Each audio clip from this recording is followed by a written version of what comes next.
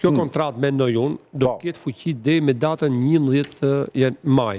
Dhe fakti që është parapaguar $750.000, tregon që Partia Demokratike dhe zoti Berisha janë të interesuar që të marrin një benefit fort nga Shtetet e Bashkuara të Amerikës, të një telefonata, të një video call-a, të një takimia, të një ardhje zyrtare amerikana, të shkuar të një profesusit lartë apo zoti Berisha në KB apo në Shtetet e Bashkuara të Amerikës, për t'i dhënë një suport fort, sepse deri tani në perceptimin qytetar është krijuar që nuk i duan amerikanët, Partia Demokratike, nuk e lënë të vinë amerikanët në pushtet Partinë Demokratike, dhe kjo është gjithë qëllimi i kësaj kontrate me sa kuptoj unë, sepse po ndodhi që humbën zgjedhjet e Partisë Demokratike më 11 majit, nuk e lut mend as Berisha, as Tremonoka, as njeri që t'japi praparatë.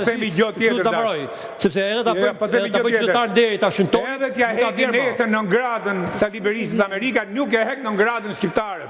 Po tjetër gjë. End of the story. Që ki bia, ku t'i harxoj ato lek, mirë e bëjnë që ja morin ato lek. Po nuk e di. Se ka ai. Që ki mirë e bëjnë t'i morin. 6 milion i mori e avokatin Francë. 3 milion ky, 2 milion ky. Se më që njerëzit budallën tipkën pare për hallin tate. Këmë në luni me që burë se kaqë naivë si jemi. Po, prapë gjithmonë njerëzit japin parat.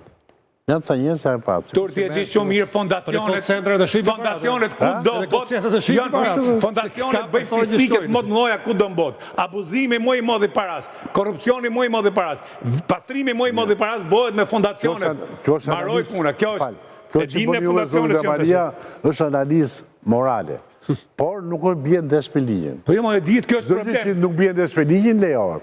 Ai se Trumpi që bllokoi fondacionet, se abuzojshin me paret.